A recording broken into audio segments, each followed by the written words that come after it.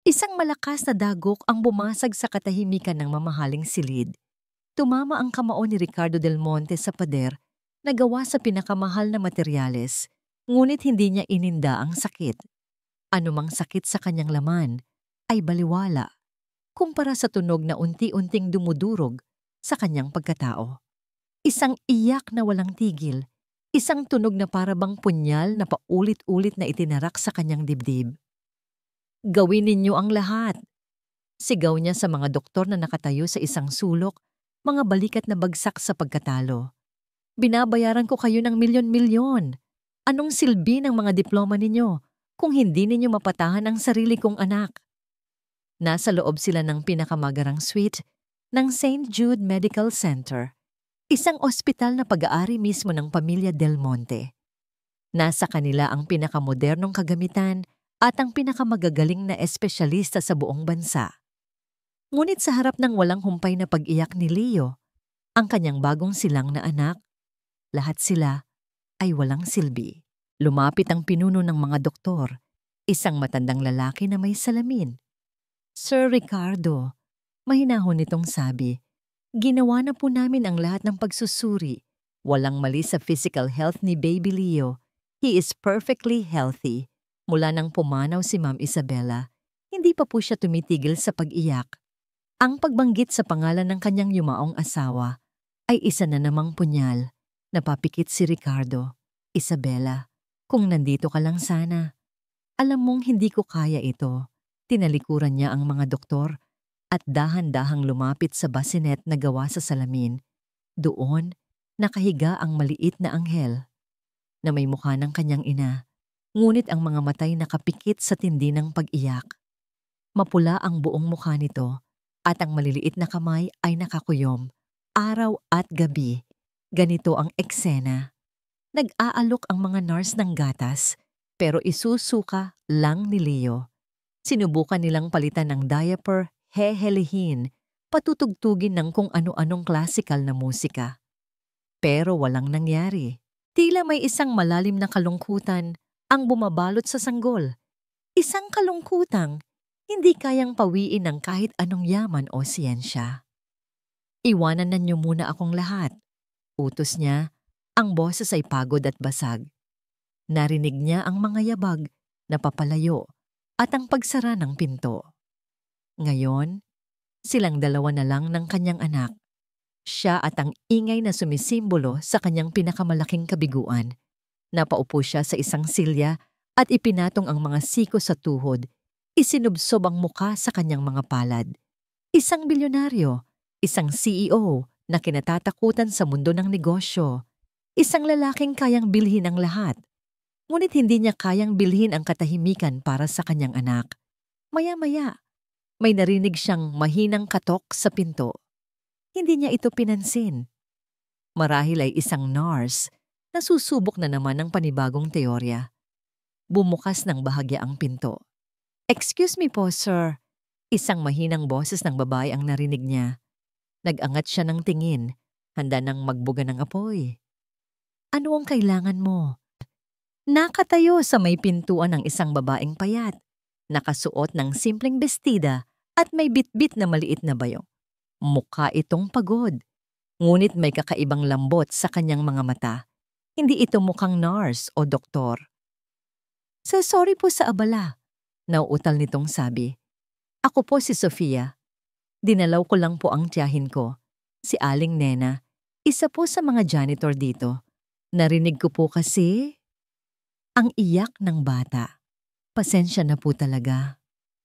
Akmang aalis na ang babae. Ngunit may kung anong pumigil kay Ricardo. Siguro ay ang pagod. Siguro ay ang desperasyon. O siguro ay ang paraan ng pagtingin nito sa bassinet ni Leo. Isang tingin na puno ng pag-unawa. Hindi pagkairita. Hindi siya nagsalita. Hinayaan lang niya itong nakatayo roon. Dahan-dahang humakbang si Sofia papasok sa silid. Ang mga mata ay hindi inaalis kay Leo. Kawawa naman siya. Bulong nito sa sarili, halos hindi marinig. Parang may dinadalang napakabigat. Sa unang pagkakataon, may isang taong hindi sinabi na maingay ang kanyang anak. Sa halip, sinabi nitong kawawa. Walang paalam, lumapit si Sofia sa bassinet. Inaasahan ni Ricardo na sisigawan niya ito, palalayasin. Ngunit napako lang siya sa kanyang kinauupuan. Pinapanood ang bawat galaw ng estranghera. Dahan-dahang inilapit ni Sofia ang kanyang kamay sa salamin ng bassinet na para bang natatakot na magulat ang bata. At pagkatapos, nagsimula siyang humimig. Hindi ito isang pamilyar na kanta, isa itong simpleng oyayi, isang himig na walang liriko, ngunit puno ng puno ng kalungkutan. Oo, ngunit mayroon ding pagmamahal. Isang himig na tila nanggagaling sa pinakailaliman ng isang pusong minsan na ring nadurog. At doon, nangyari ang himala. Ang malakas na pag-iyak ni Leo ay unti-unting humina. Napalitan ito ng mga hikbi. Ang mga nakakuyom na kamao ay dahan-dahang bumukas. Ang mapulang mukha ay nagsimulang bumalilik sa normal na kulay. Napahinto sa paghinga si Ricardo. Maging ang mga nurse na sumisilip sa labas ay hindi makapaniwala. Nagpatuloy si Sofia sa kanyang paghimig at dahan-dahan, marahan, iminulat ni Leo ang kanyang mga mata. Mga matang kamukhang kamukha ng kay Isabela. Ngunit sa unang pagkakataon sa loob ng maraming araw, wala nang luha sa mga matang yon. Tumingin ito ng diretso kay Sofia. At pagkatapos ng ilang segundo, ang katahimikang pinakahihintay ni Ricardo ay bumalot sa buong silid. Isang katahimikang napakabigat, napakasarap sa pandinig. Tumigil si Sofia sa pag-awit. Ngumiti siya ng bahagya sa sanggol, isang ngiting malungkot. Ayan, mas gwapo ka kapag hindi ka umiiyak. Bulong niya. Doon lang siya tila natauhan. Lumingon siya kay Ricardo at ang mukha niya ay namula sa hiya. Naku sir, pasensya na po. Hindi ko po sinasadya. Nadala lang po ako. Aalis na po ako. Mabilis siyang tumalikod at naglakad patungo sa pinto. Ngunit sa isip ni Ricardo, isang alarma ang tumunog. Paano kung umalis siya at bumalik na naman ang pag-iyak ni Leo? Hindi. Hindi niya hahayaang mangyari iyon. Tumayo siya ng mabilis. Bago pa man mahawakan ni Sofia ang door handle, humarang na siya sa dadaanan nito. Sandali, sabi niya. Ang boses ay may halong pagkaapura at awtoridad. Napatingala si Sofia, takot at pagtataka ang mababasa sa kanyang mukha. Sir? Huwag ka nga alis, mariin niyang sabi. Tinitigan niya ang babae mula ulo hanggang paa. Isang simpleng mananahi, base sa mga sinulid na nakakabit pa sa laylayan ng bestida nito. Isang ordinaryong babae. Ngunit nagawa nito ang hindi nagawa ng pinakamahusay na siyensya. Hindi niya ito maintindihan, pero isa lang ang alam niya. Ang babaeng ito ang solusyon. Magkano? Tanong niya. Diretsahan. Sabihin mo ang presyo mo. Kumunot ang noo ni Sofia, halatang naguguluhan. Po? Anong presyo po? Para sa ginawa mo, para sa katahimikan. Sabi ni Ricardo, ang mga mata ay matalim. Kailangan ko ng katahimikang yan. Kailangan niya ng anak ko. Lumunok si Sofia. Wala po yun, sir. Gusto ko lang po talagang tumulong. Muli itong umakmang aalis. Ngunit muli niya itong hinarangan. Mas malapit na ngayon. Ang desperasyon ay gumagapang na sa buo niyang sistema. Hindi! Git niya. Hindi mo naintindihan. Huminga siya ng malalim. Isinantabi ang kanyang pride. Manatili ka. Pero sir, kailangan ko na pong umuwi. I will pay you any price. Putol niya sa sasabihin nito. Ang boses ay halos isang pakiusap na nababalutan ng utos. Be my son's nanny. Parang nabingi si Sofia sa alok ng lalaki. Be my son's nanny. Ang mga salitang yon ay lumabas sa bibig ni Ricardo Del Monte na parang isang utos. Ngunit ang mga mata nito ay may bahid ng pakiusap. Isang pakiusap na nagmumula sa isang taong hindi sanay magmakaawa. Nakatitig lang siya rito, hindi alam ang isasagot. Ang utak niya ay sinusubukang iproseso ang lahat. Kanina lang, naghahatid lang siya ng ulam sa kanyang tita Nena. Ngayon, inaalok siya ng trabaho ng isa sa pinakamayamang tao sa Pilipinas. "Sir, hindi po ako yaya," halos pabulong niyang sabi. "Mananahi po ako. Hindi po ako marunong. Hindi ko kailangan ng marunong," putol nito. "Kailangan ko ng kung ano man ang mayroon ka, iyong nakapagpatahan sa anak ko." Napatingin si Sofia sa sanggol na ngayon ay mahimbing nang natutulog. Isang pakiramdam ng pamilyar na pagmamahal at kirot ang biglang kumurot sa kanyang dibdib. "Pag-iisipan ko po." Iyon na lang ang tanging salitang lumabas sa kanyang bibig. Kinuha niya ang pagkakataong iyon para tumalikod at halos takbuhin ang pasilyo palabas ng ospital. Hindi na niya nilingon pa ang lalaki. Pakiramdam niya ay malulunod siya sa bigat ng titig nito.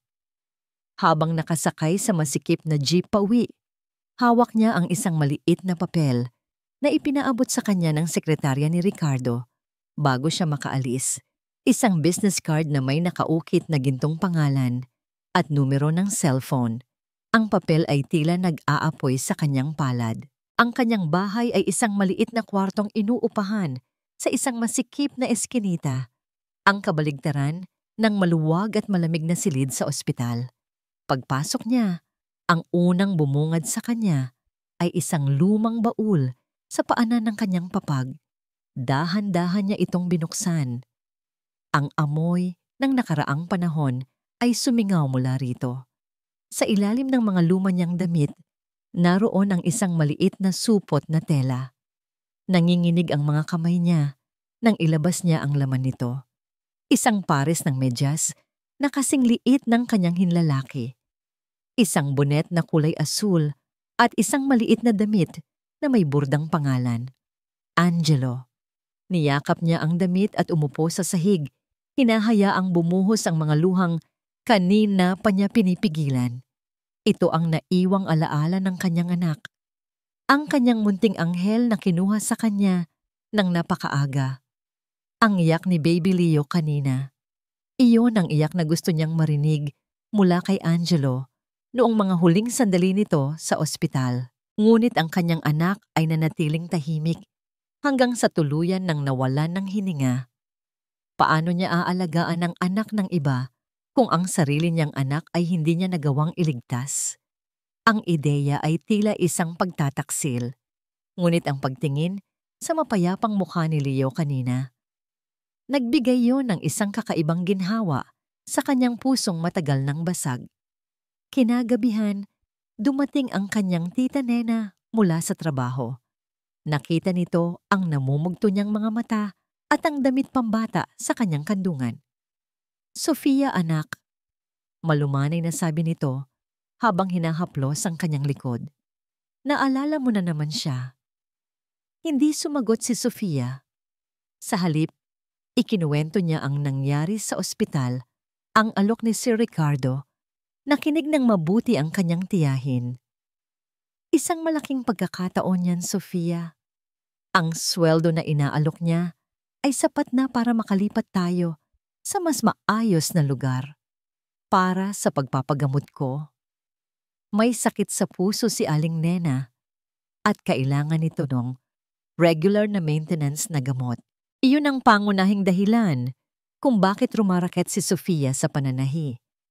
Pero tita, paano po si Angelo?"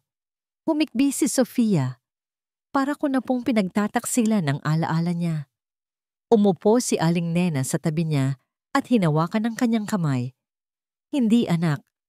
Siguro, ito ay paraan ng Diyos para bigyan ka ng bagong dahilan para bumangon.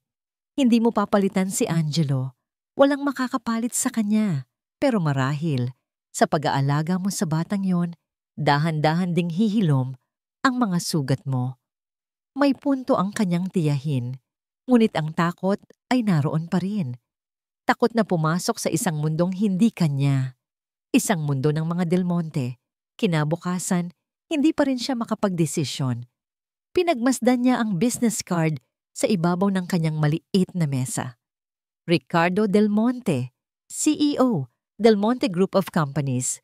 Naalala niya ang mukha ni Baby Leo, ang paraan ng pagtitig nito sa kanya na para bang matagal na silang magkakilala. Ang himig na inawit niya. Iyon ang himig na nilikha niya para kay Angelo noong nasa sinapupunan pa lang niya ito. Bigla siyang napabuntong hininga.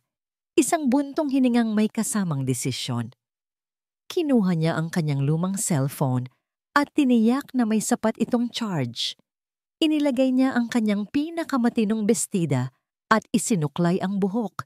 Hindi niya tinawagan ang numero. Alam niya na ang isang katulad niya ay hindi dapat basta-basta tumatawag sa isang tulad ni Ricardo Del Monte. Sa halip, sumakay siya ng bus patungo sa address na nakasulat sa card.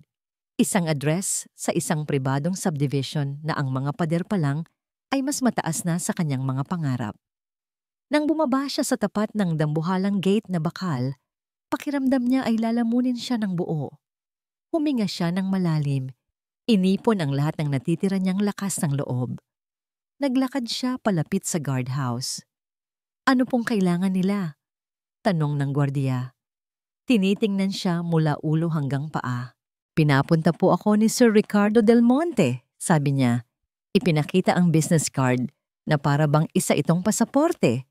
May tinawagan ang gwardiya sa telepono. Pagkatapos ng ilang sandali, bumukas ang malaking gate. Dahan-dahan na parang isang bibig na nag-aanyaya sa kanya papasok sa lungga ng isang halimaw. Naglakad siya sa isang mahabang driveway na napapaligiran ng hardin na perpekto ang pagkakaayos. Sa dulo nito ay isang mansyon. Hindi ito mansyon. Isa itong palasyo. Isang unipormadong katulong ang sumalubong sa kanya sa malaking pinto. Sumunod po kayo sa akin, ma'am. Dinala siya nito sa isang sala na mas malaki pa sa buong palapag ng apartment building na tinitirhan niya. Ang lahat ay kumikinang sa yaman. Mga chandelier na kristal, mga painting na mukhang antigo, mga kasangkapang gawa sa mamahaling kahoy. Maghintay po kayo rito, sabi ng katulong bago siya iwanan. Habang nag-iisa, hindi niya maiwasang mamangha at matakot ng sabay. Ano ang ginagawa niya rito? Kakayanin niya ba ito? Isang tunog ng mga takong napapalapit ang pumutol sa kanyang pag-iisip. Inaasahan niyang si Ricardo ang darating. Ngunit ang babaeng lumitaw mula sa itaas ng grandiyosong hagdanan ay iba. Nakasuot ito ng isang eleganteng silk dress. Ang buhok ay perpektong nakaayos at ang leeg ay napapalamutian ng mga perlas. Ang tindig nito ay puno ng awtoridad at ang bawat kilos ay nagsasabing siya ang reyna ng palasyong ito. Huminto ang babae sa paanan ng hagdan at tinitigan siya. Hindi ito isang ordinaryong tingin. Ito ay isang pagsusuri.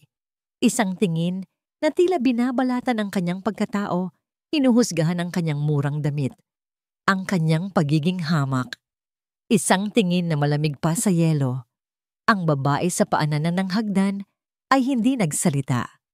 Tinitigan lang niya si Sofia at sa bawat segundong lumilipas, pakiramdam ni Sofia ay paunti-unti siyang nalulusaw.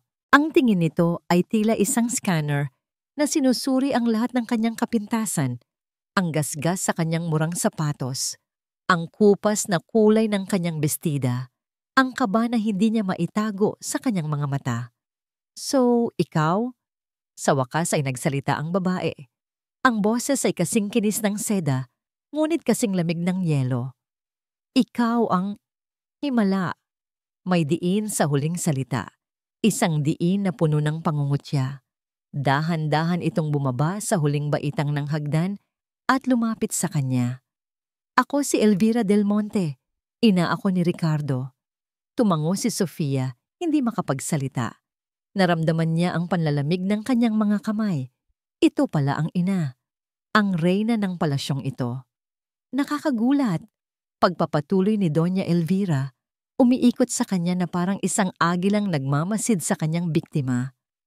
Hindi ko inaasahan na ang solusyon sa problema ng apo ko ay magmumula sa ganitong itsura. Ramdam na ramdam ni Sofia ang insulto sa bawat salita. Yumuko siya, tinitingnan ang sahig na gawa sa marmol na mas makintab pa sa kanyang kinabukasan. Mama, ang boses ni Ricardo ay biglang umalingaw sa sala. Pumasok ito mula sa isang pinto sa gilid. Bihis na bihis sa isang mamahaling suit.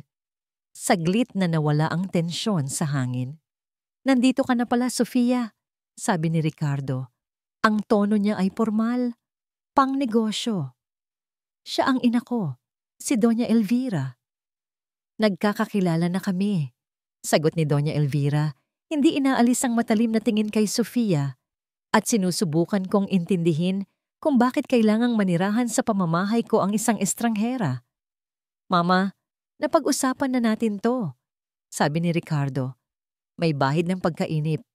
She is here for Leo. Ito ay isang professional arrangement. Professional arrangement. Ang mga salitang iyon ay tumatak sa isip ni Sofia. Oo nga pala. Isa lang siyang empleyado, isang solusyon na binili. Ang unang hapunan sa mansyon ng mga Del Monte ay ang pinakamahabang hapunan sa buong buhay ni Sofia. Nakaupo siya sa isang dulo ng mahabang mesa na gawa sa mahogany na sapat ang laki para pakainin ang buong barangay nila. Sa kanyang harapan ay may 3 pares ng kutsara at tinidor. Hindi niya alam kung alin ang uunahing gamitin. Mukhang nalilito ka, Hija. Puna ni Doña Elvira mula sa kabilang dulo ng mesa. May ngisi sa kanyang mga labi. Huwag kang mag-alala. Ang mga katulong natin ay ganyan din noong una. Namula ang mukha ni Sofia. Inihambing siya sa mga katulong, sa harap mismo ng anak nito. Tumingin siya kay Ricardo, umaasang ipagtatanggol siya nito. Ngunit abala ito sa pagbabasa ng isang dokumento habang kumakain. Tila walang naririnig. Sabihin mo sa akin, Sofia, pagpapatuloy ng matanda. Ano ba talaga ang ginawa mo at napatahan mo ang apo ko? Mayroon ka bang kung anong orasyon? Wala po, ma'am. Mahinang sagot ni Sofia. Kumanta lang po ako. Isang kanta? Tumawa si Doña Elvira, isang tawang walang saya. At dahil sa isang kanta, bibigyan ka ng anak ko ng sweldong katumbas ng sweldo ng isang manager sa kumpanya niya. Napakagaling. Marahil ay dapat ka nang magtayo ng negosyo. Pagpapatigil ng iyak services. Siguradong maraming mayayamang pamilya ang kukuha sa'yo. Bawat salita ay isang karayom. Bawat salita ay tumutusok sa kanyang pagkatao. Ipinapamukha sa kanya na isa siyang manggagamit. Isang gold digger. Mama, tama na yan. Sa wakas ay nagsalita si Ricardo. Hindi pa rin nag-aangat ng tingin mula sa kanyang mga papel. Nandito siya para magtrabaho, hindi para interviewin. Ang pagtatanggol na yon ay mas masakit pa. Ipinapaalala lang nito ang kanyang posisyon. Isang trabahador, isang kasangkapan. Hindi na halos nalasahan ni Sofia ang pagkain. Gusto na lang niyang tumakbo, umalis, at bumalik sa kanyang maliit na kwarto kung saan, kahit mahirap, ay meron siyang dignidad. Pagkatapos ng hapunan, agad siyang nagpaalam para puntahan si Leo sa nursery. Iyon ang tanging lugar sa dambuhalang bahay na yon kung saan pakiramdam niya ay malaya siyang huminga. Natagpuan niya ang sanggol na mahimbing na natutulog. Ang inosenteng mukha nito ang nagbigay sa kanya ng lakas. Hinaplos niya ang malambot nitong pisngi. Para sa'yo, bulong niya. Kahit anong sakit, kakayanin ko para sa'yo. Mananatili siya. Hindi para sa pera, hindi para kay Ricardo. Mananatili siya para sa batang ito na tila nangangailangan sa kanya gaya ng pangangailangan niya rito. Nang pabalik na siya sa kanyang silid, isang maliit na kwarto sa dulo ng pasilyo para sa mga katulong, isang boses ang pumigil sa kanya. Sandali! Nakatayo si Doña Elvira sa tapat ng pinto ng library, nakahalukip-kip. Pumasok ka! Nanginginig ang mga tuhod ni Sofia habang sumusunod sa matanda. Ang library ay puno ng mga libro mula sahig hanggang kisame. Umupo si Doña Elvira sa likod ng isang malaking mesa at may inilapag na isang folder. "Ito ang kontrata mo," sabi nito. Itinulak ang folder palapit sa kanya. "Basahin mo." Binuksan ni Sofia ang folder. Ito ay isang kontrata ng pagiging yaya. Ngunit ang mga nakasulat na kondisyon ay tila mga patakaran sa isang bilangguan. Bawal tumanggap ng personal na bisita. Bawal lumabas ng walang paalam. Ang kanyang mga gamit ay maaaring suriin anumang oras ng walang abiso. At ang pinakamasakit sa lahat, ang nani ay walang karapatang magkaroon ng anumang emosyonal o personal na ugnayan sa bata na higit pa sa isang propesyonal na tagapag-alaga. "Naintindihan mo ba?" tanong ni Doña Elvira, ang mga matay nanlilisik. "Isa ka lang empleyado, isang gamit na binili ng anak ko para sa isang layunin. Huwag na huwag kang mangangarap na maging parte ka ng pamilyang ito." Tumayo ito at lumapit sa kanya. Ang mukha ay ilang pulgada na lang ang layo.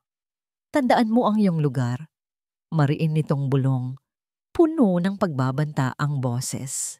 "Isang maling galaw mo lang, itatapon kita palabas ng pamamahay na ito nang walang ni isang kusing." May isang pagbabago sa routine ni Ricardo Del Monte. Isang pagbabagong kahit siya ay hindi agad napansin. Dati, umaalis siya ng mansyon bago pa man sumikat ang araw at umuuwi kapag mahimbing na ang tulog ng lahat. Ang kanyang buhay ay umiikot sa mga board meeting, stock market, at mga kontratang nagkakahalaga ng bilyon-bilyon. Ang mansyon ay isa lamang lugar kung saan siya natutulog. Ngunit sa mga nakalipas na linggo, napapansin niyang mas maaga siyang umuuwi. Ikinakatwiran niya sa sarili na ginagawa niya ito para kamustahin si Leo.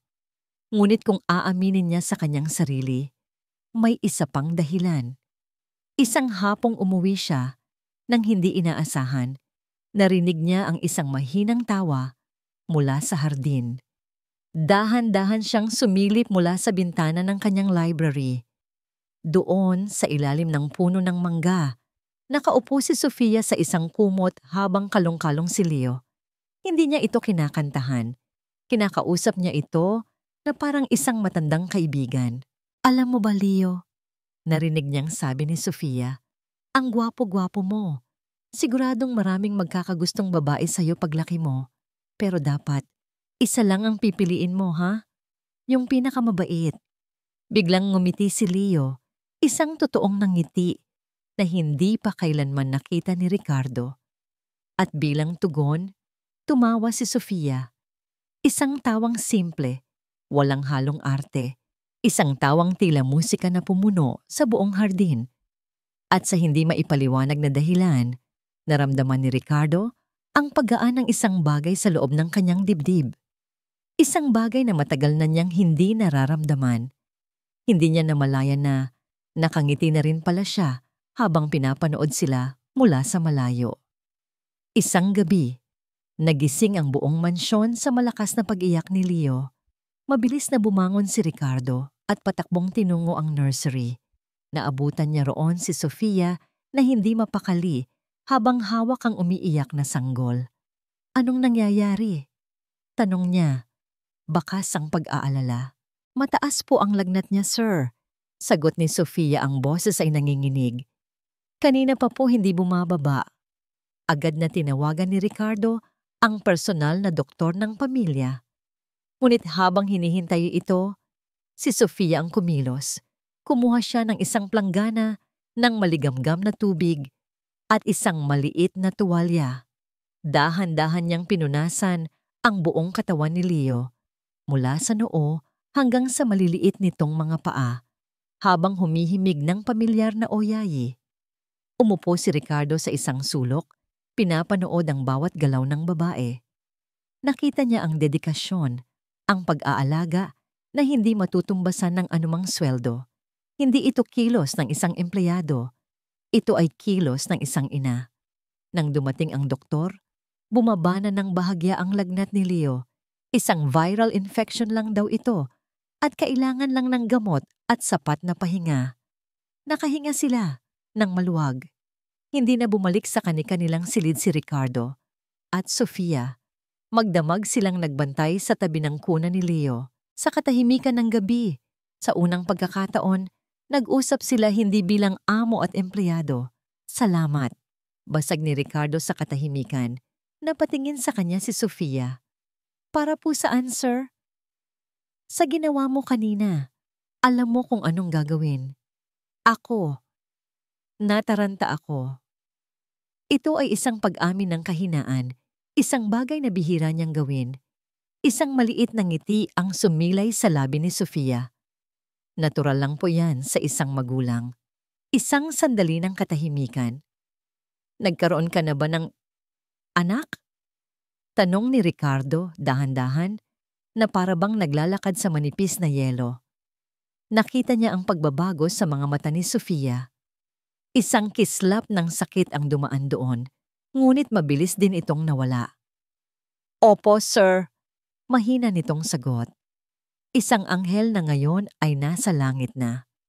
Sa sagot na yon, biglang naintindihan ni Ricardo ang lahat.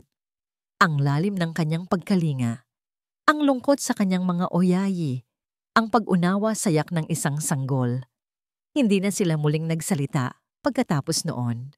Ngunit sa katahimikang iyon, isang bagong uri ng koneksyon ang nabuo sa pagitan nilang dalawa. Isang koneksyon na gawa sa pinagsamang kalungkutan at respeto. Kinabukasan, habang nasa loob ng mall para sa isang business meeting, napadaan si Ricardo sa isang tindahan ng mga pambabaeng gamit. Isang bagay ang nakaagaw ng kanyang pansin. Isang simpleng hair clip na may disenyong maliit na bulaklak na sunflower. Naalala niya ang sinabi minsan ni Sofia habang naglalaro sila ni Leo sa hardin, na paborito niya ang sunflower dahil palagi itong nakaharap sa araw, palaging naghahanap ng liwanag. Hindi niya alam kung anong pumasok sa isip niya. Bago niya namalayan, nasa loob na siya ng tindahan at binibili ang hair clip. Isang bagay na napakamura kumpara sa mga alahas na ibinibigay niya noon kay Isabella. Ngunit sa kung anong dahilan, ang simpleng bagay na ito ay may mas malaking bigat. Pagbalik niya sa opisina, inilapag niya ang maliit na paper bag sa kanyang mesa. Tinitigan niya ito. Paano niya ito ibibigay? Anong sasabihin niya? Sofia, heto, para sa'yo. Salamat sa pag-aalaga kay Leo. Para itong isang bagay na napakahirap gawin kaysa sa pagsasara ng isang multi-million-dollar deal. Napabuntong hininga siya. Ang hirap pala. Ipinilig niya ang kanyang ulo at sinubukang mag-focus sa trabaho. Ngunit habang nakatitig sa mga numero sa computer screen, ang imahe na pumapasok sa kanyang isip ay ang tawa ni Sofia sa hardin. At muli, hindi niya namalayan na nakangiti na naman siyang mag-isa. Isang katok sa pinto ang pumutol sa kanyang pag-iisip. Pumasok ang kanyang ina, si Doña Elvira, dala-dala ang karaniwan nitong aura ng awtoridad. Ricardo, anak, kailangan nating pag-usapan ang tungkol sa darating na charity ball. Natigil sa pagsasalita si Doña Elvira.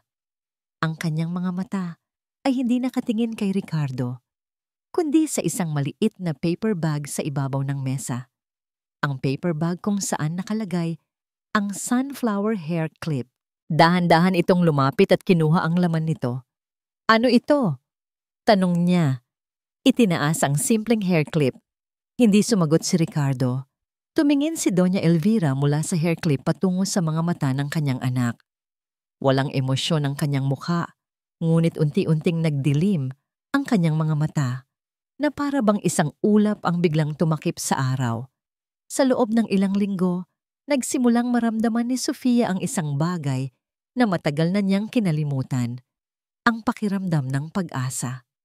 Ang bawat ngiti ni Leo, ang bawat sandali ng katahimikan kasama si Ricardo, Ang bawat araw na lumilipas nang walang pang-iinsulto mula kay Doña Elvira ay tila maliliit na sinag ng araw na tumatagos sa madilim niyang mundo. Nagsisimula na siyang makaramdam na marahil, sa wakas, ay may lugar para sa kanya sa dambuhalang bahay na ito. Ngunit ang pag-asang iyon ay kasing rupok ng isang salamin. At isang umaga, binasag ito ni Doña Elvira sa isang iglap. Pumarito kayong lahat.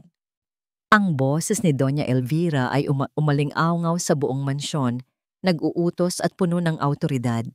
Mula sa mga katulong sa kusina hanggang sa mga hardinero sa labas, lahat ay nagmamadaling nagtipon sa grandiosong sala. Kasama sila ni Sofia. Nakatayo si Doña Elvira sa gitna. Ang mukha ay isang perpektong maskara ng pag-aalala at pagkagalit. Si Ricardo ay nakatayo sa tabi nito. Nakakunot ang noo, halatang kagagaling lang sa kanyang opisina sa itaas. May isang mahalagang bagay na nawawala. Anunsyo ni Doña Elvira. Ang boses ay sapat na malakas para marinig ng lahat. Ang paboritong kwintas na diamante ng yumaong si Isabela. Hindi ko ito mahanap sa aking jewelry box. Isang bulong-bulungan ang kumalat sa mga katulong. Alam ng lahat kung gaano kahalaga ang kwintas na yon. Ito ang huling regalong ibinigay ni Ricardo sa kanyang asawa bago ito mamatay. Sinuri ko na ang lahat ng posibleng lugar, pagpapatuloy ng matanda. Kaya isa lang ang ibig sabihin nito.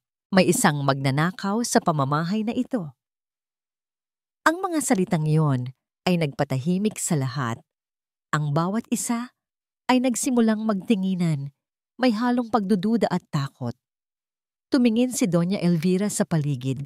Ang mga mata ay tila sinusuri ang bawat isa. At pagkatapos, ang mga mata nito ay huminto at tumitig. Nang diretso kay Sofia, mayroon bang kakaiba kayong napansin nitong mga nakaraang araw? Tanong nito sa lahat. Ngunit ang tanong ay malinaw na para kay Sofia. Walang umimik. Ngunit pagkatapos ng ilang segundo, isang katulong na nagngangalang Lina ang marahang nagtaas ng kamay na nanginginig. Ano iyon, Lina? Malumanay na tanong ni Doña Elvira. Kakasi po, ma'am. Nauutal na sabi ni Lina, hindi makatingin ng diretsyo. Kahapon po, nakita ko po si Sofia na paikot-ikot malapit sa kwarto ninyo. Akala ko po ay may hinahanap lang. Lahat ng mga mata ay bumaling kay Sofia.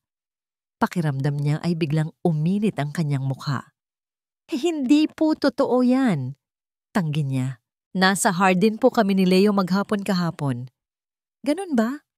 Sabi ni Doña Elvira. Tinaasan siya ng kilay. Pero nakita ka ni Lina. Bumaling ang matanda kay Ricardo. Ricardo, anak, alam kong malaki ang tiwala mo sa babaeng ito, pero hindi natin maaring palampasin ito. Para na rin sa ikalilinis ng pangalan niya, dapat nating tingnan ang kanyang silid.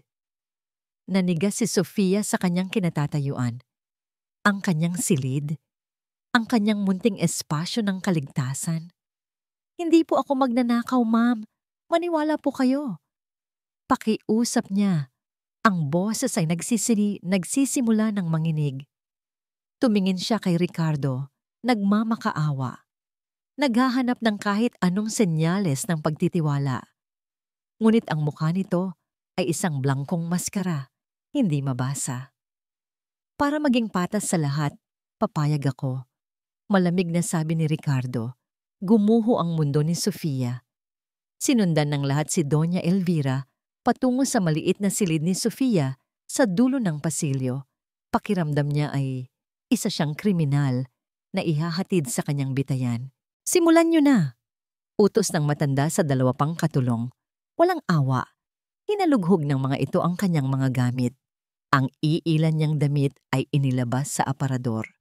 Ang maliit niyang baul kung saan nakatago ang mga gamit ni Angelo ay binuksan. Nakita niya ang paglabas ng maliit na damit ng kanyang anak at para siyang sinaksak sa puso. Wala naman po, ma'am, sabi ng isang katulong. Ngunit hindi sumuko si Doña Elvira. Tingnang mabuti sa ilalim ng mga damit. Sinunod ng katulong ang utos. Kinapan nito ang ilalim ng mga nakatuping bestida ni Sofia sa aparador. At pagkatapos, bigla itong natigilan. Dahan-dahan itong inilabas ang kamay. At sa palad nito, kumikinang sa ilalim ng ilaw ng bombilya ay ang nawawalang kwintas na diamante. Isang kolektibong paghinga ng pagkagulat ang narinig mula sa lahat. Napatakip si Sofia sa kanyang bibig, hindi makapaniwala sa kanyang nakikita. Paano? Paanong napunta yan dyan? Diyos ko! Sabi ni Doña Elvira, ang boses ay puno ng kunwaring pagkagimbal. Hindi ako makapaniwala. Tumingin si Sofia sa paligid. Ang mga dati pala kaibigang mukha ng mga kasamahan niya sa trabaho ay puno na ngayon ng pagdududa at pagkutya. Ngunit hindi ang mga tingin nila ang pumatay sa kanya. Ang tumapos sa lahat ay ang tingin mula sa lalaking inaasahan niyang maniniwala sa kanya. Dahan-dahan siyang lumingon kay Ricardo. Nakatayo ito sa may pintuan. Ang mukha ay hindi pa rin nagbabago. Kalmado, malamig, at malayo. Ang kanyang mga mata, na minsan ay tinitingnan siya nang may paghanga, ay ngayon ay matalim at mapanuri. Wala siyang masabi. Walang salitang kayang ipaliwanag ang bitag na inihanda para sa kanya. Ang tanging nagawa niya ay umiling. Habang ang mga luha ay nagsisimulang mamuo sa kanyang mga mata, isang tahimik na pakiusap na sana'y maintindihan nito. Lumapit si Ricardo. Huminto sa kanyang harapan. Ang katahimikan sa silid ay napakabigat. Ipaliwanag mo, Sofia, sabi nito. Ang boses ay malamig at walang emosyon. Bakit nasa kwarto mo yan? Nakatayo si Ricardo sa may pintuan, pinapanood ang eksena sa loob ng maliit na silid. Narinig niya ang bawat salitang binitiwan niya. Ipaliwanag mo, Sofia. Isang parte sa kanya ang gustong bawiin ang mga salitang iyon.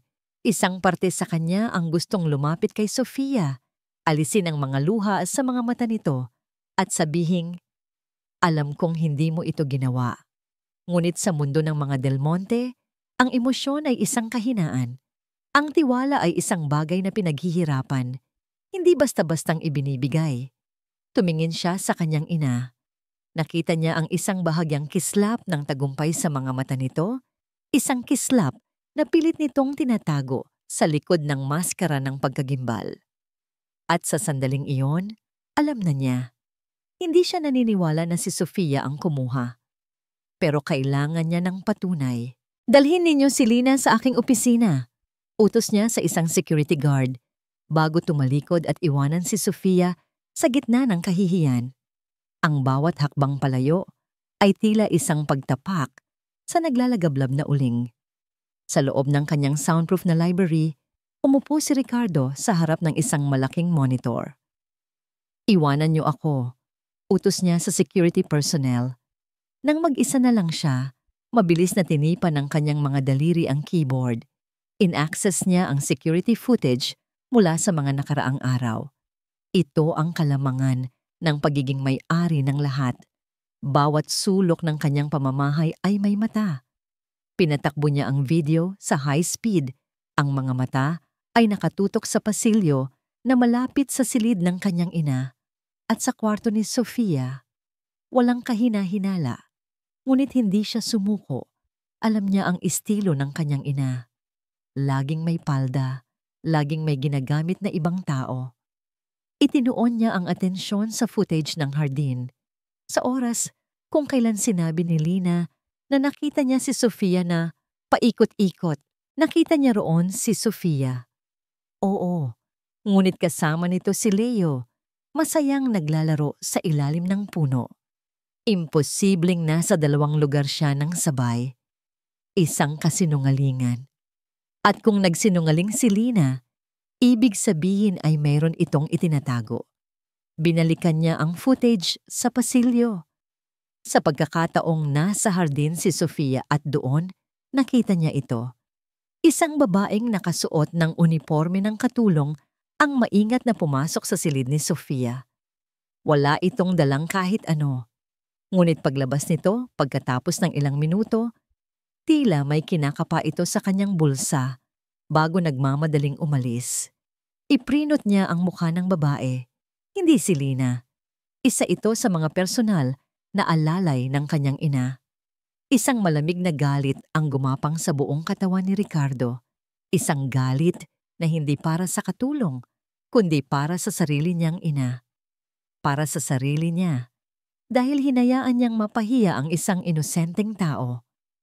Muli niyang ipinatawag ang lahat ng kasambahay sa sala.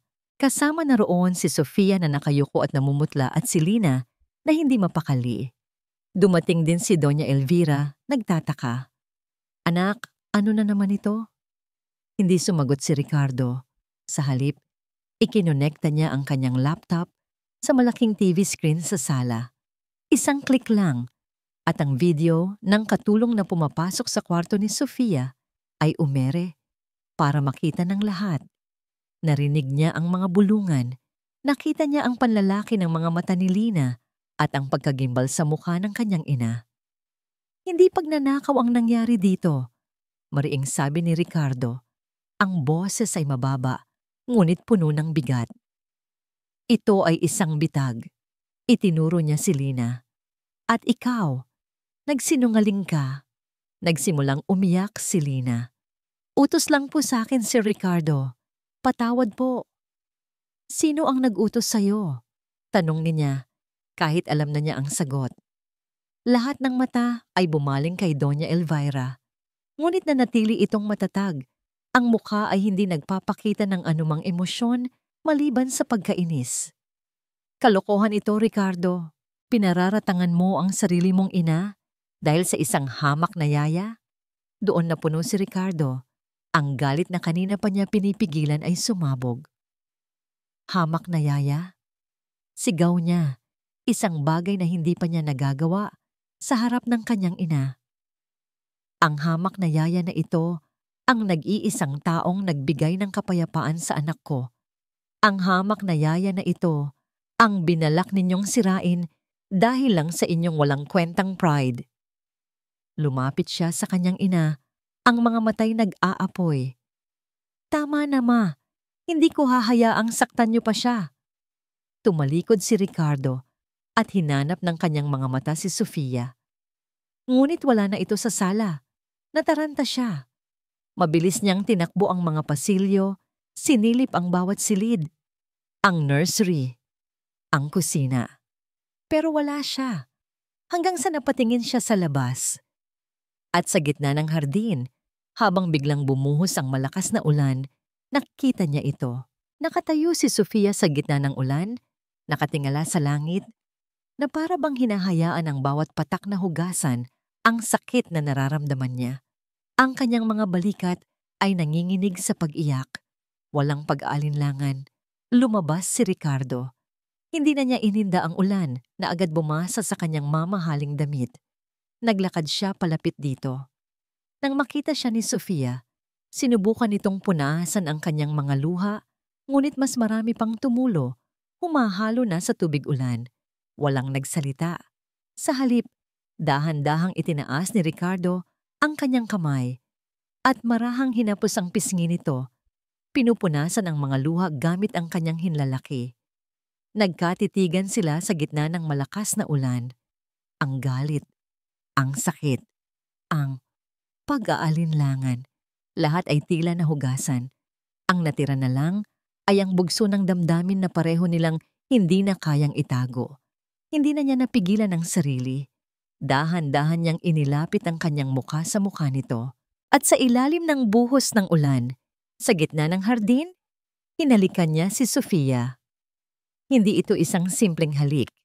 Ito ay isang halik na puno ng pagsisisi, ng pasasalamat, ng isang damdaming mas malalim pa sa inaakala niya.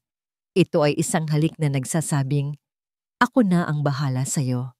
At nang tumugon si Sofia sa kanyang halik, alam ni Ricardo na wala ng atrasan. Tumawid na sila sa isang linya na magbabago sa lahat. Mula sa bintana sa ikalawang palapag, nasaksihan lahat ni Doña Elvira. Hindi siya sumigaw, Hindi siya nagawala. Nanatili siyang nakatayo roon habang ang kanyang mga kamay ay dahan-dahang ikinuyom. Ang kanyang mukha ay kalmado, ngunit ang kanyang mga mata ay nagbabaga sa isang malamig at mapanirang apoy. Kung hindi ko kayo kayang paghiwalayin gamit ang pera, bulong niya sa sarili habang pinapanood ang nagliliyab na eksena sa hardin, gagamitin ko ang nakaraan para wasakin kayong dalawa. Ang halik sa gitna ng ulan ay nag-iwan ng isang bagay na parehong hindi inaasahan ni Ricardo at Sofia. Isang nakakabinging katahimikan. Sa mga sumunod na araw, tila may isang hindi nakikitang pader ang namagitan sa kanila. Ang mga palitan ng tingin ay nagiging sanhi ng mabilis na pag-iwas. Ang mga simpleng pag-uusap tungkol kay Leo ay nagiging formal at awkward. Ang init ng sandaling iyon ay napalitan ng isang malamig na hiya, isang pag-aalinlangan kung ano ang susunod na hakbang. Para kay Sofia, ang bawat araw ay isang halo ng ligaya at takot.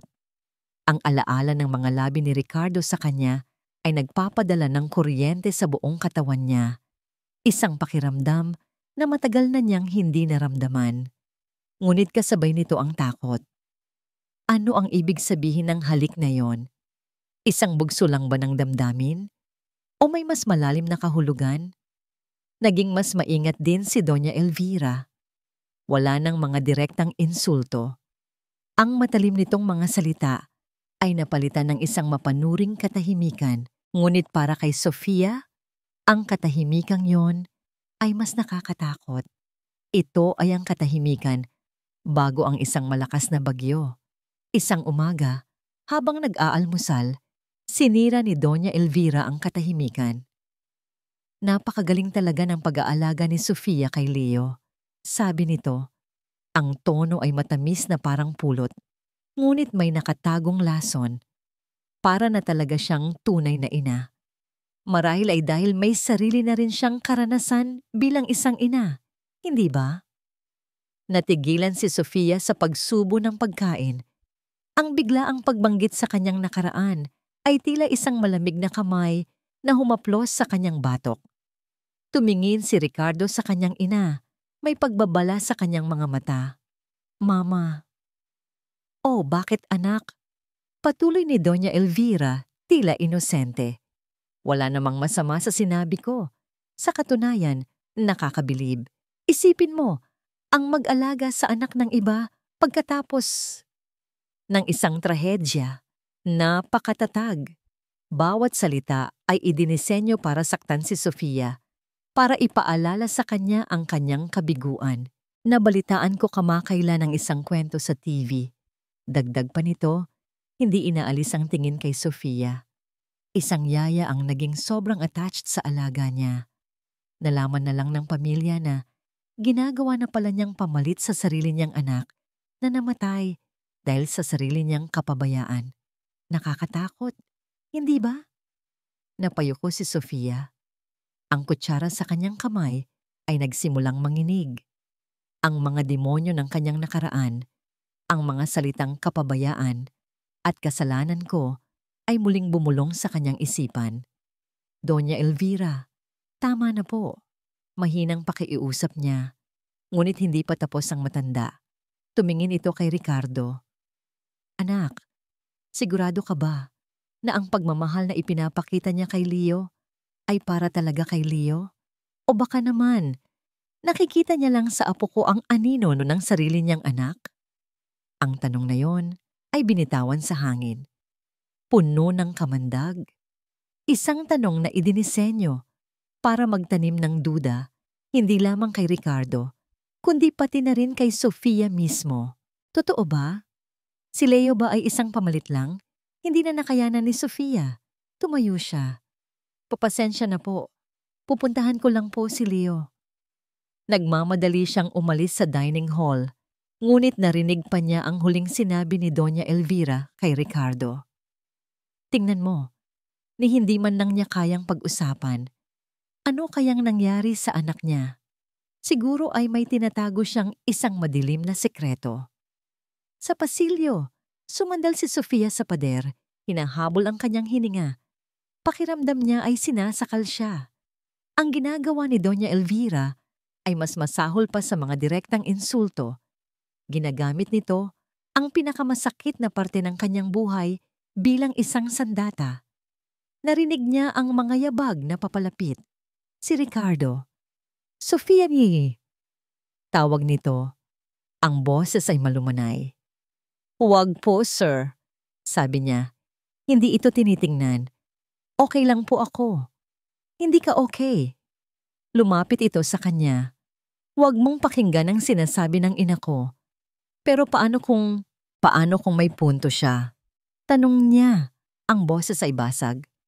Paano kung ginagamit ko lang si Leo para punan ang pagkukulang ko sa sarili kong anak? Hindi yan totoo. Paano ka nakakasiguro? Tumingin na siya rito. Ang mga mata ay puno ng luha at pagdududa sa sarili. May sasabihin sana si Ricardo, ngunit isang katulong ang nagmamadaling lumapit. Sir Ricardo, may tawag po kayo sa telepono. Mula po sa opisina, urgent daw po. Tumingin si Ricardo kay Sofia, may pag-aalinlangan. Ngunit ang tawag ay mahalaga. Babalik ako. Mag-usap tayo. Tumangulang si Sofia at pinanood itong umalis. Pumunta siya sa silid ni Leo at niyakap ito ng mahigpit. Mahal kita, Leo. Bulong niya. Mahal kita dahil ikaw si Leo. Hindi dahil sa kahit anong dahilan. Ngunit kahit sa sarili niya, hindi na siya sigurado. Ang laso ni Doña Elvira ay nagsisimula nang kumalat sa kanyang sistema. Nang gabi ring iyon, habang nag-aayos ng ilang mga gamit sa library ni Ricardo, narinig niya ang pagdating nito. Mukhang pagod at problemado ito. Sofia, sabi nito, kailangan nating mag-usap. Ito na. Ang pag-uusap na pareho nilang iniiwasan. Tungkol sa atin, pagpapatuloy nito. Yung nangyari sa hardin? Ngunit bago pa man niya matapos ang sasabihin, humakbang si Ricardo palapit. Sofia, sabihin mo sa akin ang totoo. Sabi nito, ang boses ay seryoso. Sabihin mo sa akin ang tungkol sa anak mo, si Angelo. Ang tanong ay tila isang putok ng baril sa katahimikan ng gabi. Natigilan si Sofia, ang kanyang muka ay biglang namutla na parang isang papel. Ang pangalan ni Angelo ay namutawi sa bibig ni Ricardo na parang isang sagradong salita. Isang salitang matagal nang ibinaon ni Sofia sa pinakailalim ng kanyang puso. Ang simpleng pagtatanong nito ay nagbukas ng isang sugat na akala niya ay nagsisimula ng maghilom. Nakatayo siya roon sa gitna ng malawak na library, hindi makagalaw. Paano niya sisimulang ikwento ang isang sakit na halos ikamatay niya? Paano niya ipapaliwanag ang pakiramdam ng isang inang nawalan ng anak? Sofia, muling tawag ni Ricardo. Ang boses ay mas malumanay na ngayon. Tila naramdaman ang bigat ng kanyang tanong. Bago pa man makasagot si Sofia, isang malakas na ingay ang pumutol sa kanilang pag-uusap. Isang kaguluhan mula sa labas ng mansyon, mga sigawan, mga flash ng kamera na tumatama sa mga bintana. Anong nangyayari? Tanong ni Ricardo. Ang atensyon ay biglang nabaling. Isang security guard ang nagmamadaling pumasok. Hingal na hingal. Sir Ricardo, ang media po. Nasa labas sila ng gate at may kasama po silang lalaki. Nagkatinginan sina Ricardo at Sofia. Parehong naguguluhan. Hayaan mo sila, utos ni Ricardo. Walang papapasukin. Ngunit huli na ang lahat. Tila may nagbukas ng gate para sa kanila. Ang mga reporter na may dalang mga kamera at mikropono ay nagsimula ng magtakbuhan papasok sa driveway na parang isang hukbo ng mga langgam. At sa gitna ng kaguluhan, isang lalaki ang matikas na naglalakad. Ang mukha ay kalmado sa kabila ng lahat. Isang lalaking pamilyar ang mukha. Isang kilalang socialite na matagal nang nawala sa sirkulasyon, Marco Sandoval. Ang pangalan ay agad na nag-iwan ng mapait na lasa sa bibig ni Ricardo.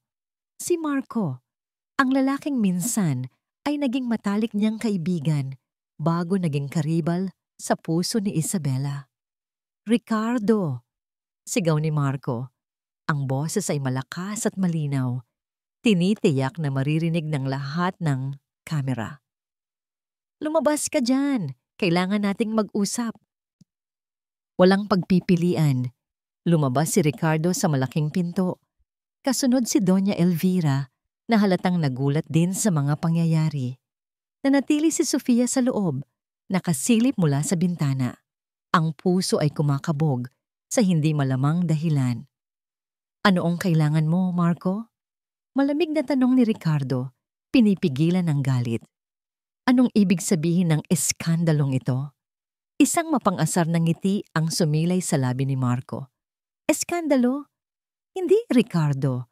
Nandito ako para itama ang isang pagkakamali. Nandito ako para sa anak ko." Ang mga salitang yon ay nagpatahimik sa lahat. Maging ang mga maiingay na reporter ay natigilan. "Wala kang anak dito," mariing sabi ni Ricardo. "Sigurado ka ba?" tanong ni Marco. Humakbang palapit. "Ang anak mo, si Leo, kamukha siya ng ina niya, hindi ba? Kamukha siya ni Isabela. Huwag mong babanggitin ang pangalan niya." Pagbabanta ni Ricardo, ngunit hindi na tinag si Marco. Sa harap ng lahat, sa harap ng kumikislap na mga kamera, binitiwan niya ang isang bombang yumanig sa pundasyon ng pamilya Del Monte. "Leo Del Monte is not your son," sigaw niya. "He is my son. Anak namin siya ni Isabela." Ang anunsyo ay parang isang malakas na kulog na walang kasamang ulan. Nakita ni Sofia ang paninigas ng katawan ni Ricardo, ang pagkawala ng kulay sa mukha ni Doña Elvira. "Sinungaling!" sigaw ni Doña Elvira. "Isa kang desperadong tao na gustong sumira sa pamilya namin."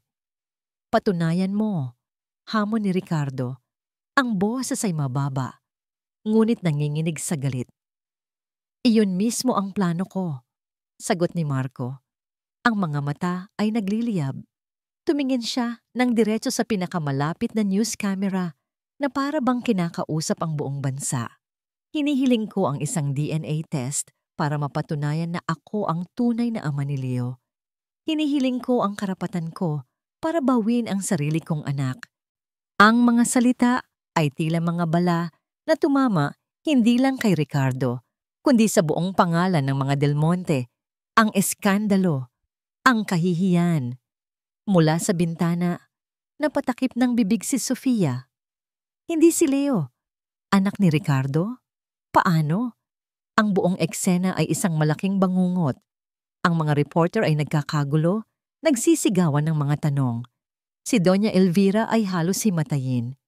Si Ricardo ay nakatayo lang doon, na parang isang estatwang gawa sa bato, habang ang kanyang mundo ay unti-unting dinudurog sa harap niya.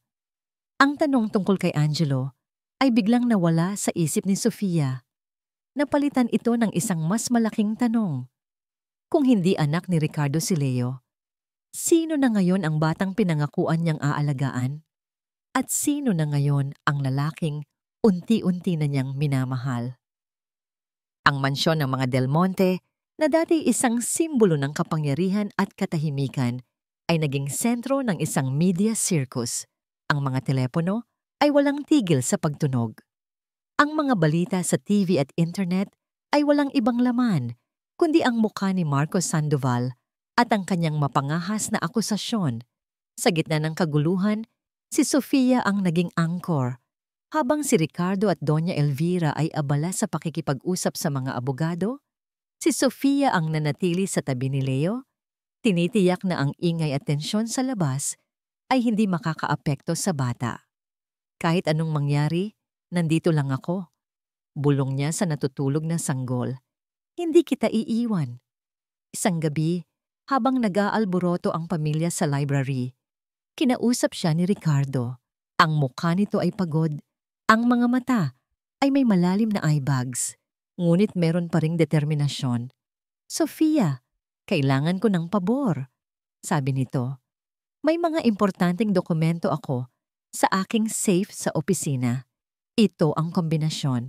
Kailangan kong mahanap ang kopya ng birth certificate ni Leo at ilang mga medical records ni Isabella. Maari mo bang kunin para sa akin? Ayokong mag-utos ng iba. Ikaw lang ang pinagkakatiwalaan ko. Ang mga salitang ikaw lang ang pinagkakatiwalaan ko ay nagbigay ng kakaibang init sa puso ni Sofia. Sa gitna ng pinakamalaking krisis sa buhay nito, siya ang pinili nitong pagkatiwalaan. Sige po, sir.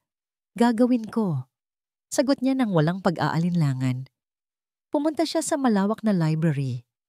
Ang amoy ng mga lumang libro at mamahaling kahoy ay bumalot sa kanya. Lumuhod siya sa harap ng malaking safe na nakatago sa likod ng isang painting. Ginamit niya ang kombinasyong ibinigay ni Ricardo. Bumukas ito ng marahan. Sa loob, naroon ang mga folder na nakaayos ayon sa alpabeto. Hinanap niya ang letrang L para kay Leo at I para kay Isabella. Ngunit habang kinukuha ang mga ito, isang folder ang aksidenteng nahulog at bumagsak sa sahig. Nagkalat ang mga laman nitong papel. Naku! Bulong niya sa sarili. Dali-dali niyang pinulot ang mga papel. Ngunit isang pangalan sa letterhead ng isang dokumento ang pumukaw sa kanyang atensyon. Isang pangalang nagpatigil sa pagtibok ng kanyang puso. St. Jude Medical Center. Ang ospital kung saan siya nagtatrabaho. Ang ospital kung saan. Nanginginig ang mga kamay niya habang binabasa ang titulo ng dokumento. Internal Audit Report. Pediatric Swing Incident. Case number 734. Ang petsa sa dokumento. Iyon ang petsa kung kailan namatay si Angelo. Hindi maari. Binasa niya ang report. Ang mga salita ay tila lumulutang sa kanyang paningin. Patient, Angelo Reyes. Cause of death, severe bacterial infection. Internal investigation reveals possible negligence due to understaffing and delayed response from the attending physician. Napatakip siya ng bibig. Iyon na yon. Ang lahat ng gusto niyang malaman. Ang katotohanang pilit na itinago sa kanya. Ngunit ang pinakamasakit na parte ay hindi pa dumarating. Sa ilalim ng report, may isang handwritten note na may pirma. Case closed. Settle with the family discreetly. Protect the hospital's reputation at all costs. Ang pirma sa ilalim. Isang pamilyar na pirma na nakita na niya sa mga kontrata at tseke. Ricardo Del Monte. At sa ibabaw ng folder, malinaw na nakasulat. Owned by Del Monte Group of Companies. Bumagsak si Sofia sa sahig. Ang mga papel ay nakakalat sa kanyang paligid. Ang ospital. Ang ospital na pumatay sa kanyang anak dahil sa kapabayaan ay pag-aari ng pamilya Del Monte. Ang pamilya ng lalaking minamahal niya. Ang lalaking nag-utos na isara ang kaso at patahimikin ang lahat. Biglang nag-ugnay-ugnay ang lahat sa kanyang isipan. Ang pagkamatay ni Angelo. Ang kanyang biglaang pagpasok sa buhay nila. Ang kabaitan ni Ricardo. Lahat ba ito ay isang malaking kasinungalingan? Isang paraan para bayaran ang kasalanan? Isang tawang walang saya ang kumawala sa kanyang lalamunan. Isang tawa na puno ng sakit at pait. Isang tawa na nagiging iyak, dobleng pagtataksil. Narinig niya ang pagtatalo ni na Ricardo at Doña Elvira mula sa kabilang silid. Ang ingay ng kanilang problema tungkol sa isang pekeng anak ay naging balewala kumpara sa ingay ng sakit sa kanyang puso. Dala-dala ang bigat ng buong mundo sa kanyang mga balikat. Tumayo si Sophie, pinulot niya ang folder na naglalaman ng kanyang pinakamadilim na bangungot. Mahigpit niya itong hinawakan na para bang isa itong sandata. Naglakad siya palabas ng library, ang bawat hakbang ay mabigat. Binuksan niya ang pinto kung saan nagtatalo sina Ricardo at ang ina nito. Natigil ang dalawa nang makita siya. Nakita nila ang determinasyon at galit sa kanyang mga mata. Hindi siya nagsalita. Naglakad siya papunta sa gitna ng silid, sa ilalim ng dambuhalang chandelier. At doon, sa harap nilang dalawa, Ibinato niya ang folder sa ibabaw ng mamahaling mesa. "Sinungaling ka," sabi niya. Ang boses ay nanginginig, ngunit puno ng lason, nakatitig ng diretso kay Ricardo. Ang mga luha ay bumuhos mula sa kanyang mga mata. Mga luhang hindi na para sa kalungkutan, kundi para sa matinding galit. "Hindi lang ako ang niloko mo." Sigaw niya, ang boses ay basag na. "Ang buong imperyo mo, ang pumatay sa anak ko." Ang akusasyon ni Sofia ay bumagsak sa gitna ng silid na parang isang bomba. Mas malakas pa sa eskandalong dinala ni Marco. Natigilan si Ricardo. Tumingin siya mula sa nag-aapoy na mga mata ni Sofia patungo sa folder na nakabukas sa ibabaw ng mesa. Mabilis na tumakbo ang kanyang mga mata sa mga salitang nakasulat doon. Angelo Reyes. Negligence. Case closed. Isang malamig na kaba ang gumapang sa kanyang likod. Naalala niya ang kasong yon. Isang kaso sa daan-daang mga problema ng kanyang kumpanya na dumaan lang sa kanyang mesa. Isang pirma lang ang katapat. Isang utos na ayusin para hindi makasira sa pangalan ng Del Monte. Hindi niya alam. Hindi niya kailanman inisip na ang pangalang Reyes sa report na yon at ang Sofia na nasa harap niya ngayon ay iisa. "Sofia, pakinggan mo ako," sabi niya, humakbang palapit. "Hindi ko alam. Hindi alam." Tumawa si Sofia, isang tawang puno ng pait. "Ang pirma mo ang nakalagay dito. Ang utos mo ang nagpatahimik sa pagkamatay ng anak ko. Pinatahimik mo ang hustisya gamit ang pera mo." "Anong kaguluhan ito?" tanong ni Doña Elvira. Lumapit at tiningnan ang mga dokumento. Nang makita niya ang nilalaman, hindi pagkagulat ang lumabas sa kanyang mukha, kundi isang malamig na kalkulasyon. Ito na ang sandatang hinihintay niya. "Ricardo, totoo ba ito?" tanong ng ina. Bago pa man makasagot si Ricardo, umiling si Sofia. "Wala nang halaga ang mga sasabihin ninyo. Tapos na ako." Tumalikod siya, handa nang lisanin ang lahat. Ngunit isang malakas na sigaw mula sa itaas ang nagpatigil sa lahat. "Sir! Ma'am! Si Baby Leo po!" Sigaw ng isang yaya. Takot na takot. "Nangingisay po siya!" Parang isang kidlat na tumama. Biglang nawala ang lahat ng galit at sakit. Ang tanging mahalaga na lang ay si Leo. Sabay-sabay silang tumakbo paakyat sa nursery. Naabutan nila si Leo sa kuna nito. Ang maliit na katawan ay nanginginig sa isang nakakatakot na kumbulsyon. Mataas na mataas ang lagnat nito at nahihirapang huminga. "Tumawag kayo ng ambulansya!" sigaw ni Ricardo sa mga katulong.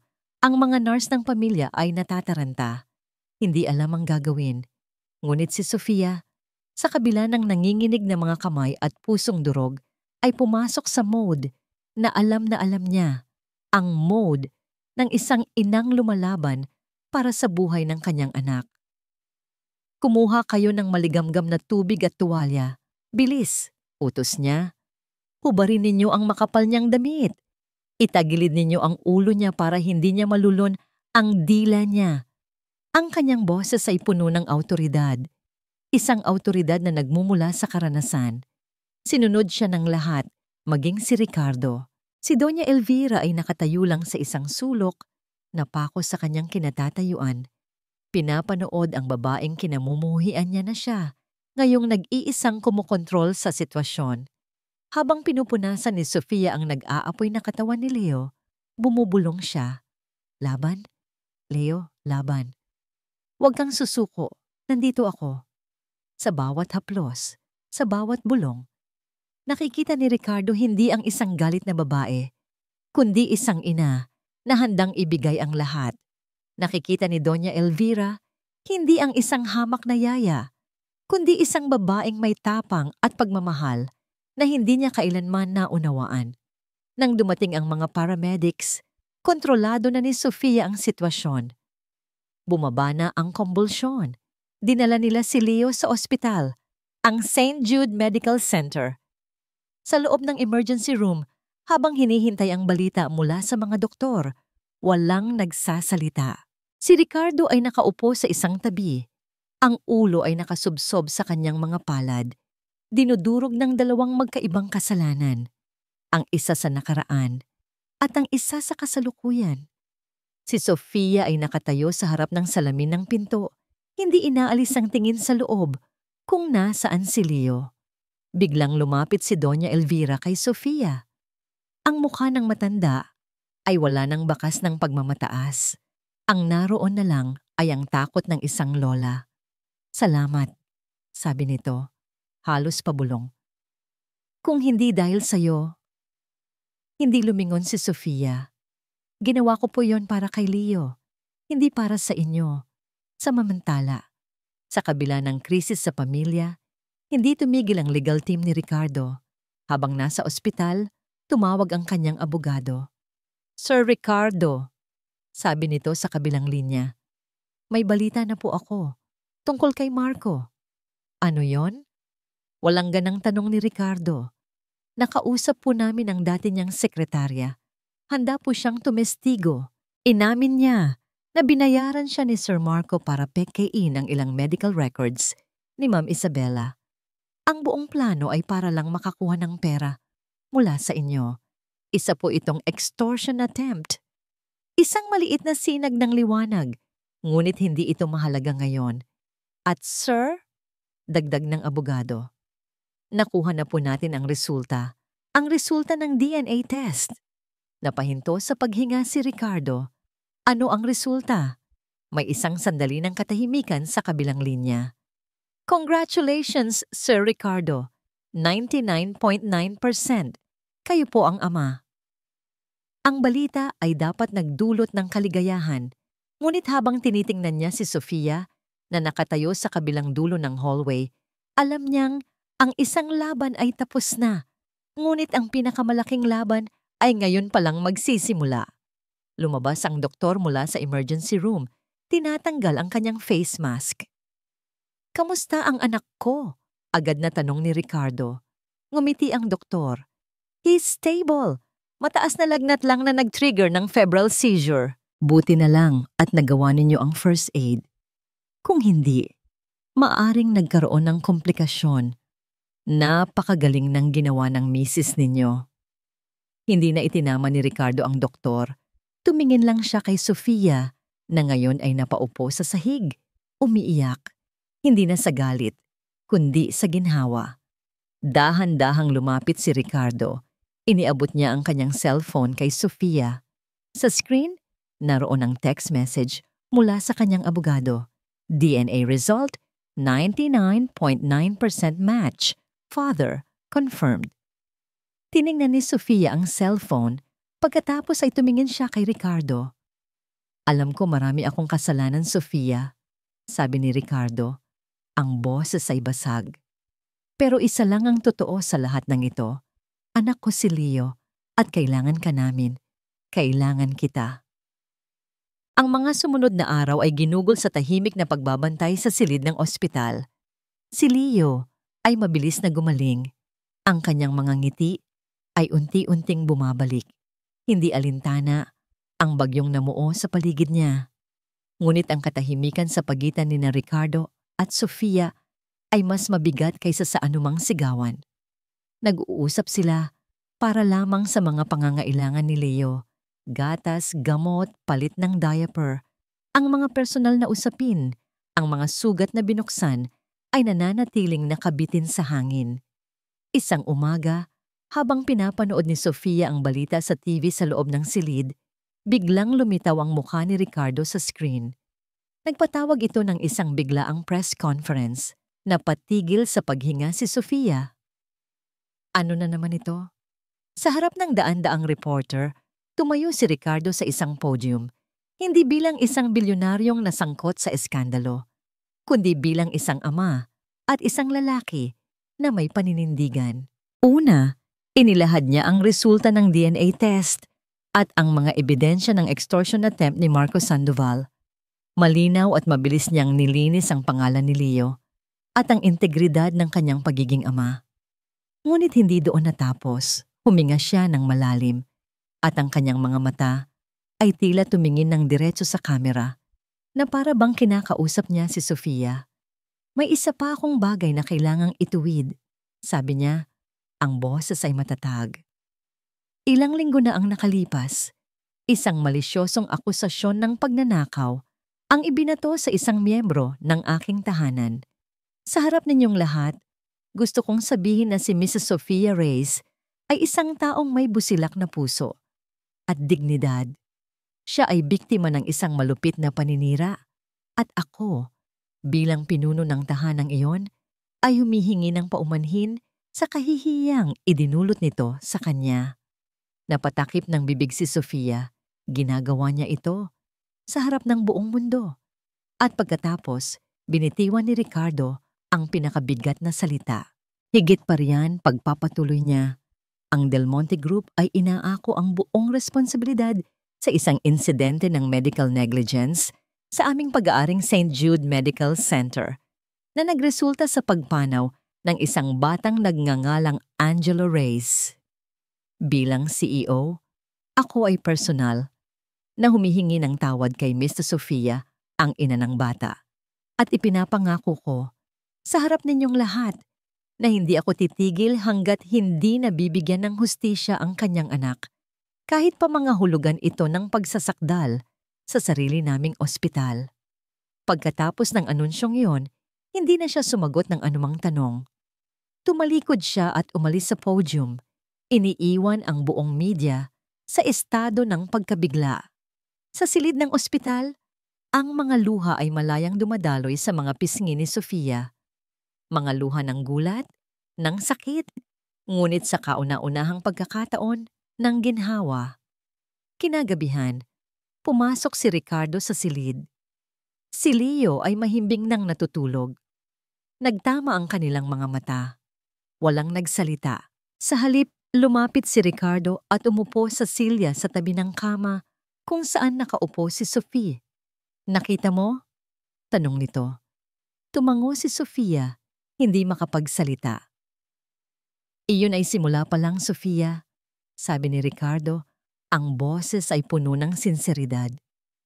Hindi kayang burahin ng anumang press conference ang sakit na naidulot ko, ng pamilya ko.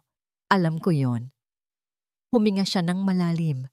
Nung gabing iyon, nung sinabi mong pinatay ng imperyo ko ang anak mo, gumuho ang mundo ko.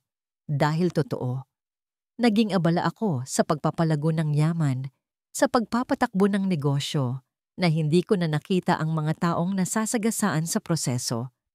Isa na roon ang anak mo, at habang buhay kong pagsisisihan yon. Tumingin ito ng diretso sa kanyang mga mata. Pinatawad mo na sana ako, Sofia. Hindi sumagot si Sofia. Sa halip, isang tanong ang binitiwan niya. Bakit mo ginawa iyon? Ang press conference? Pwedeng masira ang kumpanya mo. Dahil may mga bagay na mas mahalaga kaysa sa anumang kumpanya, sagot ni Ricardo. At natutunan ko yon mula sa'yo, mula sa inyo, ni Leo. Tumayo si Ricardo at lumuhod sa harap niya. Hindi ito ang pagluhod ng isang bilyonaryo. Ito ang pagluhod ng isang lalaking hubad ang kaluluwa. Wala siyang hawak na singsing na diamante. Wala siyang dalang mga bulaklak. Ang tanging dala niya ay ang bigat ng kanyang pagsisisi at ang liwanag ng isang pangako. Hindi ako mag-aalok sa iyo ng kasal dahil kailangan ni Leo ng ina. Sabi niya, ang boses ay nanginginig. Hindi ako mag-aalok sa iyo ng kasal para bayaran ang mga kasalanan ko. Mag-aalok ako sa iyo dahil mahal kita. Mahal kita, Sofia. Mahal kita dahil ipinakita mo sa akin kung paano muling maging tao. Ipinakita mo sa akin na ang tunay na yaman ay wala sa bangko, kundi nasa isang pamilya. Hinawakan niya ang kamay ni Sofia. Hayaan mo akong bumawi sa iyo habang buhay. Hayaan mo akong maging asawang karapat-dapat sa iyo at ang amang karapat-dapat para kay Leo. Hayaan mo tayong bumuo ng isang pamilya, hindi dahil sa pangangailangan, kundi dahil sa pagmamahalan. Tumingin si Sofia sa lalaking nakaluhod sa harap niya. Pagkatapos ay sa natutulog na si Leo. Ang landas na tinahak nila ay puno ng kasinungalingan, sakit at pagdududa. Ngunit sa ilalim ng lahat ng yon, may isang bagay na totoo, ang koneksyon na nabuo sa pagitan nilang tatlo. Dahan-dahan, tumango si Sofia habang ang mga luha ng pagpapatawad ay bumubuhos mula sa kanyang mga mata. Oo, bulong niya. Isang matamis na ngiti ang sumilay sa labi ni Ricardo. Niyakap niya si Sofia ng mahigpit, isang yakap na nagsasara sa lahat ng sugat. Ngunit nang maghiwalay sila sa yakap, isang anino ang lumitaw sa may pintuan. Nakatayo roon si Doña Elvira. Ang mukha nito ay walang emosyon, ngunit ang kanyang mga mata ay nakatitig lamang kay Sofia. Gusto kitang makausap, sabi ng matanda. Ang boses ay bahagyang nanginginig. Tayong dalawa lang. Naiwan silang dalawa ni Doña Elvira sa silid. Si Ricardo, pagkatapos ng isang nag-aalangang tingin, ay nagbigay sa kanila ng espasyo. Ang tanging maririnig lang ay ang mahinang paghinga ni Leo na mahimbing na natutulog. Hindi umupo si Doña Elvira. Nanatili itong nakatayo malapit sa bintana, nakatalikod kay Sofia, nakatingin sa kadiliman ng gabi, para itong isang reyna na tinanggalan ng korona. Nung una kitang nakita, nagsimula ang matanda. Ang boses ay mahina at malayo. Nakita ko sa iyo ang lahat ng kinamumuhian ko. Ang kahirapan, ang kahinaan. Humarap ito.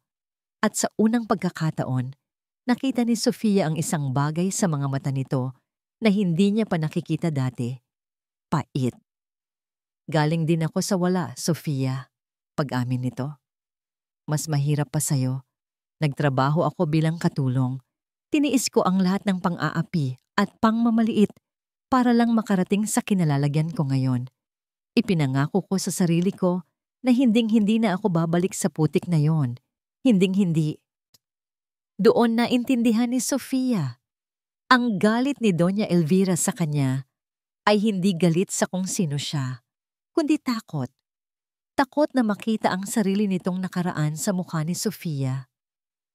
Kaya nang dumating ka, pagpapatuloy nito, nang makita ko kung paano kaunti-unting napapalapit sa anak ko, natakot ako. Akala ko, babagsak ang lahat ng pinaghirapan kong itayo. Ang pangalan, ang yaman, ang respeto. Lumapit ito ng isang hakbang, pero mali ako. Isang butil ng luha ang pumatak mula sa mata ng matanda. Isang bagay na akala ni Sofia ay hindi kailanman mangyayari.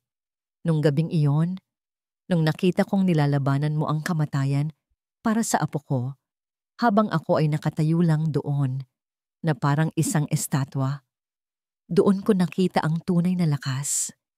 Isang lakas na hindi nabibili ng pera. Isang lakas na wala ako. Ang pagmamahal mo kay Leo. Iyon ang nagligtas sa kanya. At marahil, iyon din ang magliligtas sa pamilyang ito. Huminga ng malalim si Doña Elvira. Wala akong karapatang humingi ng tawad sa lahat ng ginawa ko. Ngunit sana ay hayaan mo akong bumawi. Hayaan mo akong maging isang tunay na lola kay Leo.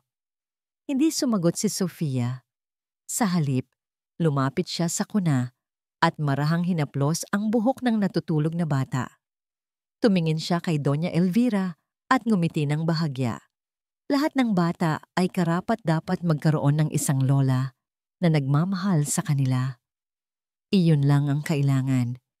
Isang simpleng pagtanggap na nagbukas ng pinto para sa isang bagong simula. Makalipas ang ilang buwan, ang kasal ni Ricardo at Sofia ay hindi ginanap sa isang malaking katedral. Ito ay isang simpleng seremonya sa hardin ng mansyon, dinaluhan lamang ng mga pinakamalapit na kaibigan at pamilya.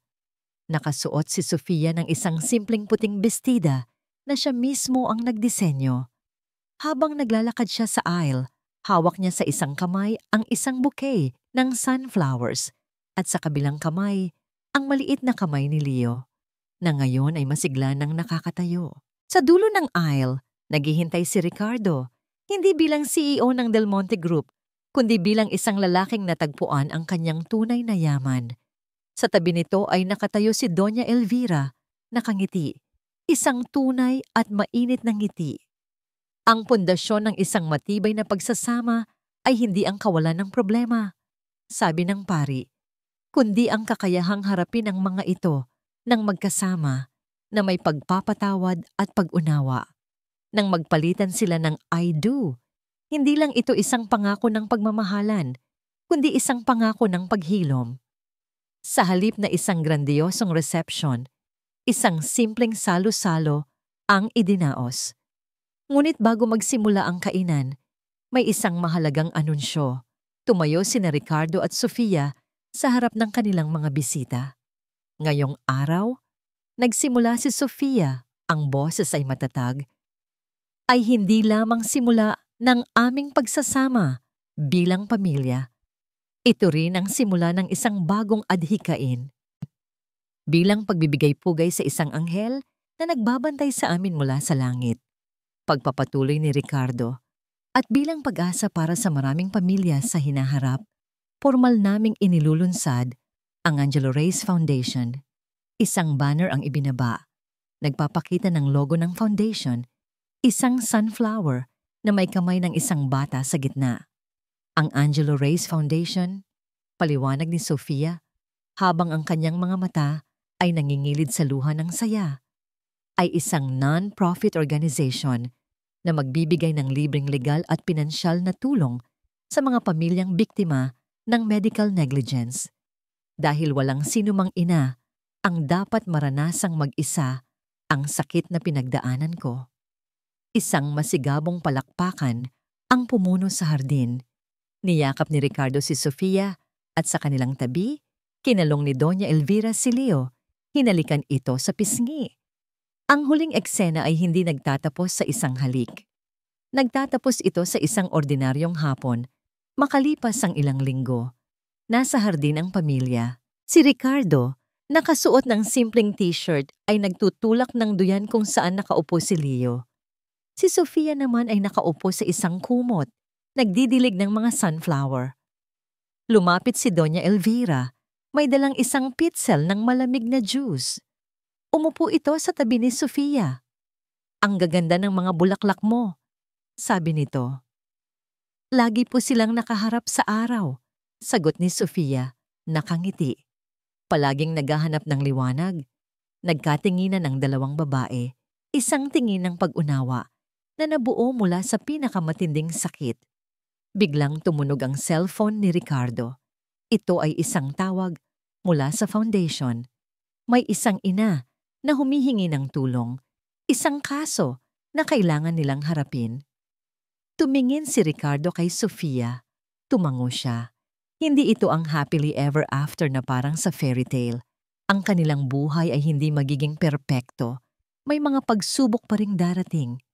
Ngunit ngayon, haharapin nila ang bawat isa sa mga ito nang magkakasama bilang isang pamilya. Isang pamilyang itinayo, hindi sa pundasyon ng kayamanan, kundi sa pundasyon ng pag-ibig na isinilang mula sa pag-unawa at pinatatag ng pagpapatawad. Oh,